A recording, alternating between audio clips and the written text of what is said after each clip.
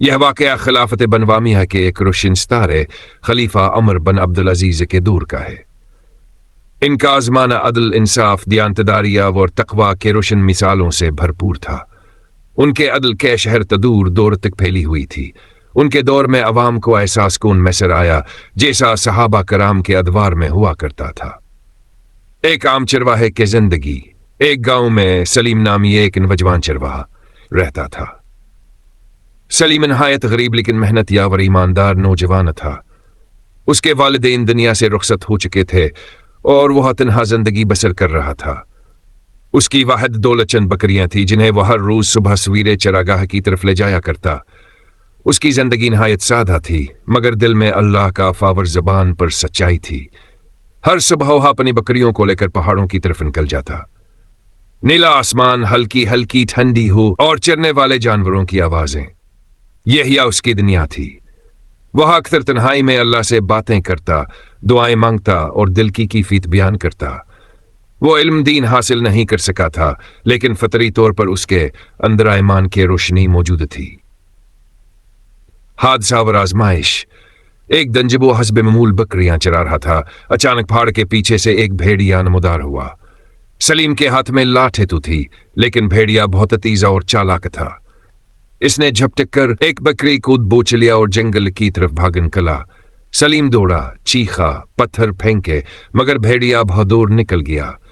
यह सलीम की सबसे सेहतमंद और बड़ी बकरी थी जो अक्सर दूध देती थी और जिससे वह बहुत मोहब्बत करता था। वह बैठ कर रोने लगा, या अल्लाह, ये मेरी रोजी का जरिया थी, तूने ये आजमाइश क्यों भेजी? इसी वक्त करीब के एक गांव का शख्स वहां पहुंचा। उसने सलीम को रोते देखा तो पूछा, क्या हुआ चरवाहे? सलीम ने पूरी कहानी सुनाई।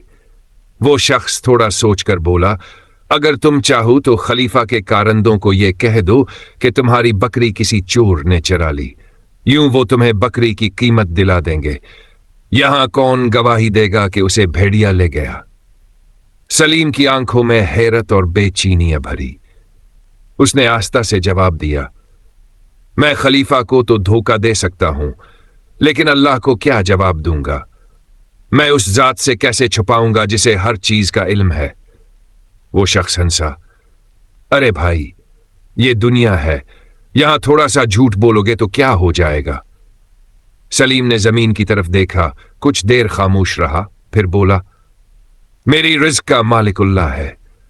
अगर वो चाहे तो इन 10 बकरियों के बदले मुझे 100 बकरियां दे दे, लेकिन अगर मैं झूठ बोलूंगा तो मैं अपनी आखिरत बर्बाद कर बैठूंगा।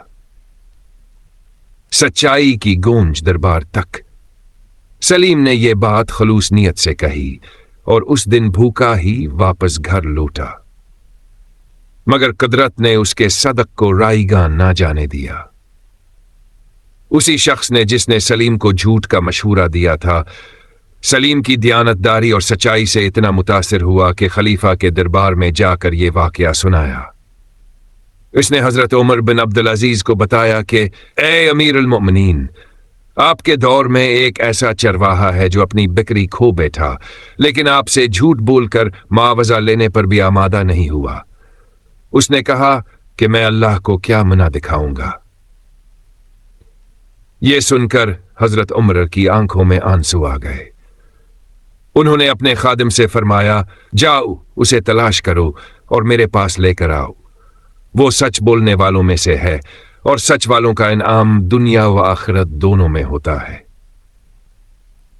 दरबार में चरवाहे का इनाम। चंद दिन बाद सलीम दरबार में पहुंचाया गया। वो नहायत सादा कपड़ों में जकी निगाहों के साथ खड़ा था। हजरत उमर बिन अब्दुल अजीज ने उसे नहायत मोहब्बत से अपने करीब बुलाया और फरमाया, ए नौजवान, तूने दुनिया के थोड़े से फायदे के बदले आखिरत को तरजीह दी। तूने अल्लाह के खौफ को दिल में जगह दी। हम तुझे तुन्हा नहीं छोड़ सकते। फिर हजरत उमर ने उसे कई बकरियां, कुछ सोने के सके और एक छोटा सा कटा जमीन बतौर इनाम अता फरमाया। साथ ही फरमाया, याद रखो, अल्लाह के बंदे जब उसके लिए सच बोलते हैं तो अल्लाह उनके लिए वो दरवाजे खोल देता है जिनका वो तसव्वुर भी नहीं करते। इख्तिताम और सबक। سلیم نے اللہ کا شکر ادا کیا اور واپس اپنے گاؤں چلا گیا۔